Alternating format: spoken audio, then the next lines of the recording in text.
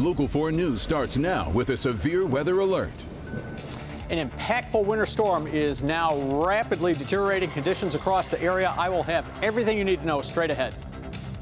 Also first at 4, a historic building in Oakland County goes up in flames. Thousands of people are horrified as priceless memories are lost. We have updates on these two big stories of the day. But we are going to start right now with that winter storm that's bringing all kinds of trouble. We've got flooding, we've got ice issues, and now snow will be covering Metro Detroit. Here's a quick look outside. On the left side of your screen, that live picture coming from westbound 696. We can see traffic delays there. Now, on the other side, that's some of the street flooding we saw on Rochester Road north of Big Beaver just before noon. Now, it was quickly cleaned up, but it was just an appetizer, unfortunately, for the main course of snow.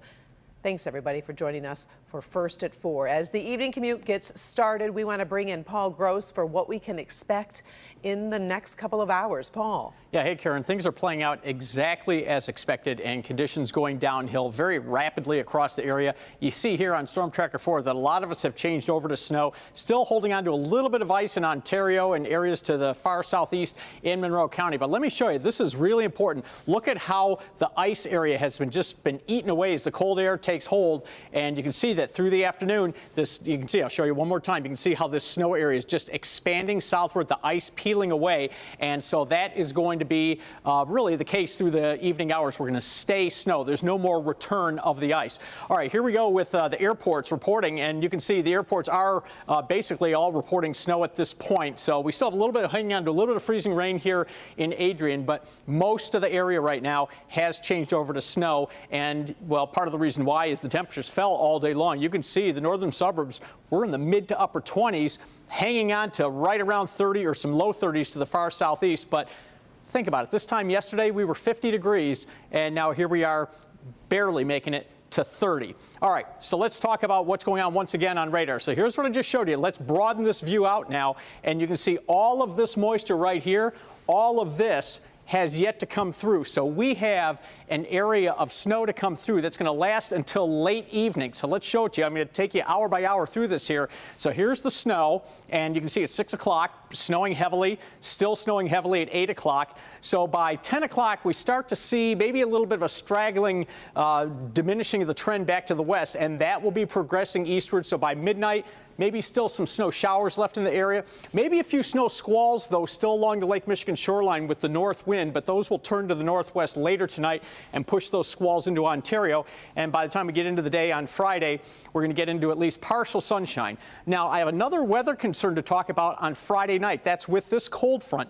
It's going to bring a band of snow, but that's not the concern. We'll get less than an inch out of this. It's the wind that I'll show you in a minute, but that thing is gone by the time we get into Saturday, and Saturday itself is going to be a mostly cloudy day, breezy and cooler. Now let's talk about the two things. First of all, the snow you want to know about.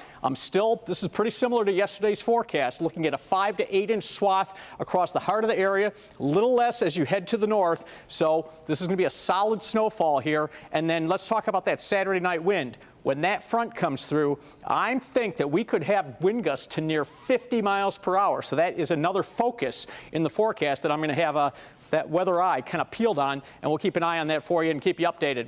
All right, so overnight low tonight, 10 with the snow ending overnight, and it's, again, by midnight to 2 a.m. should be ending across the area. And then tomorrow, only rising into the mid-20s, still kind of breezy, so there'll be a wind chill out there tomorrow. And then on the 7-day forecast, well, we're cold, but it's supposed to be cold for winter blasts. Remember, we're supposed to celebrate winter around here, but we do warm up Sunday. Breezy both days, but Sunday near 40 degrees. And then we have to watch another storm, not as potent as this one, but another storm with another wintry mix, perhaps coming in Monday night into Tuesday, Karen. All right, thank you very much, Paul. It is going to be a tricky drive on the way home. Yes, it will. Speaking of that, let's check the evening commute. It's getting started. I know a lot of people who are working in the office are trying to leave early to get home. Let's bring you a taste of what drivers are facing as they hit the roads. Our Tim Paplin has his camera rolling as he drives on 696 West. As we see, we've got flashing lights on the right of your screen.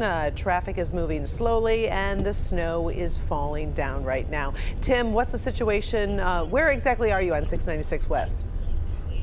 We've just passed the Telegraph interchange here, Karen. This is the worst I think I've seen in my many years of doing live drives. As Paul mentioned, it was rain And then about 3 o'clock, we transitioned over to freezing rain. That coated everything in ice. 45 minutes later, it turned to snow. We have got ice rinks out here. Every single freeway and every single road in Metro Detroit is crawling right now. Be very careful if you're heading out on the roads. If you don't have to go, don't. Stay put. It's not just the roads. Like I say, when that ice came down for 45 minutes, it coated everything, including sidewalks. Absolutely treacherous travel by foot or by vehicle this afternoon. We're going to stay on the road to have updates throughout the afternoon, and we're streaming live on all of our social media platforms. Tune in. I'll talk you along through our ride this afternoon. Back to you, Karen. All right, Tim, please be careful. Very dangerous driving on that ice. All right. And by the way, you will notice we're posting additional weather information in the banner at the bottom of your screen. Now, there's specific information for as many local cities as we can show you, and that information will continue at 5, 6, 10, and 11. And remember, when you're away from your TV or your computer, you can take the local forecasters app wherever you go. It's free, and all you have to do is use that QR code on your screen right there to find it. The app will give you interactive radar and weather alerts. And if you can't grab the QR code right now, don't worry, just search WDIV in your favorite app store. Let me tell you, it is a lifesaver. We've got breaking news from Detroit's west side, where a 5-year-old boy has been rushed to the hospital after being shot. This happened at a home on Rosemont near I-96 in the Southfield Freeway. Now, the circumstances surrounding the shooting remain under investigation. As you see, police officers arrived quickly. They are investigating. We have learned the boy's injuries appear to be non-life-threatening. We do expect an update soon from Detroit Police Chief James White. We'll have a live report from the scene ahead on Local 4 News at 5 when you join us. Very busy day. Also breaking news from New York, where former President Trump has been ordered to answer questions under oath. He's facing a civil investigation into his business practices led by the New York Attorney General. The former president and his 2 eldest children have all been ordered to comply with subpoenas to answer questions under oath, and they must do so within 21 days. Meantime, here at home, thousands of hearts are breaking as people watch the flames devour the historic Oakland Hills Country Club in Bloomfield Township. We brought it to you live on air. The fire started shortly after 10 o'clock this morning. The clubhouse is on the south side of Maple between Telegraph and Losser. The facility has hosted major golf championships and was poised to host another major tournament in the coming decade. Members flocked to the club earlier today after learning the clubhouse was on fire. It is heartbreaking. It's just devastating to see the loss, to see the history, to see all the 100-year-old, chandeliers and all the framed pictures and autographs that are going to be just gone. My only hope is that any employees that were in there got out okay. And at this point, we do have no reported injuries to report. Rob Maloney has been on the scene for hours talking with firefighters and joins us live. Rod, this was definitely a battle to fight back those flames. That fire spread quickly. Well, it spread quickly and it's burning long, because right behind me, if you can see through the snow, there is still flame coming out of the building. And the reason is because it's all wooden. It's over 100 years old. And it's been a spectacular fire all afternoon. Firefighters, 3-alarm blaze with about a dozen fire crews or community firefighting crews have been out here all day trying to tamp down this fire. It appears to be at least a total loss in the clubhouse. And the flames were incredible to watch, visible from a very far away. And it's one of those situations where we're told that they had a fire call at about 9:17. Fire crews came in, workers went out, and they tried to get the smell of smoke, trying to figure out if there was a fire. And then they broke a couple of holes in the ceiling and discovered the entire attic was ablaze. That's when they sent out that mutual aid alarm and went to work on fighting this fire. There is so much history to this country club. Yes, it's had its controversies as well. But one of the things we do know is that they say that they are going to be able to rebuild in due time. We're going to take all of that and whether they were able to save some very precious, valuable memorabilia coming up on Local 4 News at 5 and again at 6. Reporting live from Bloomfield Township, Rod Maloney, Local 4. All right. Thank you very much, Rod. So sad to see this happen today. We'll check back with you at 5 and 6. The Michigan Supreme Court has sided with a Dearborn Heights man who shot a young woman to death on his front porch. This happened back in 2013. You might recall the story of Ted Wafer and Renisha McBride. She was pounding on his door for help after a car accident. Wafer said he felt threatened and shot the 19-year-old woman through a screen door. before dawn, and he did not call 911 first. Well, today the court ruled Wafer's constitutional rights were violated when a jury was allowed to convict him of both second-degree murder and involuntary manslaughter. Now he will get a new sentencing hearing, and his prison time could be lowered. Wafer has served nearly 8 years of the minimum 17 he received after his trial. Michigan's Attorney General digging a little deeper into a scam that is targeting thousands of Michiganders each month. Dana Nessel says she has issued subpoenas that will allow her investigators to learn more about those scammers pretending to offer AT&T and DirecTV services. The AG's office estimates more than 500,000 calls from this spoofing campaign came into Michigan each month. Scammers basically offer fake DirecTV services, and then they require upfront costs to be paid on prepaid cards. We've posted more information on the scam on the Help Me Hank page at clickondetroit.com.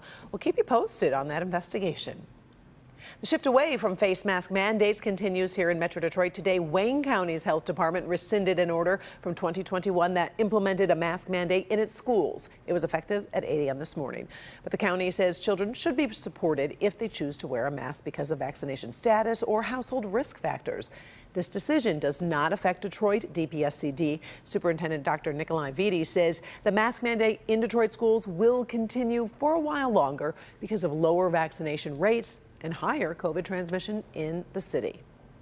All right, got a question for you. Is your family ready to head back into movie theaters? A local entertainment company is trying to entice parents and the kiddos into taking a big step toward normalcy. Paula Tutman shows us how a special offer for our little minions is being used to get us past the pandemic and the winter blues. I guess you could consider this kind of a carrot being dangled to get kids and their parents back into what you would call a sense of community. What Imagine Theaters is doing is really enticing families to dip their toe back into public activities. And that's part of the hope of Imagine Theaters, which is kicking off a family-friendly Winter Kids series starting Friday. Old favorites and classics like Despicable Me and The Lorax.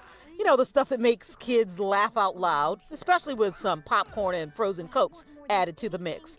Parents will like the price, too. $3 a show. And we realize that right now in the doldrums of winter, there's not a lot of kids' films that are coming out. And, you know, obviously we want to encourage people to come out and get out of the house and come enjoy a film.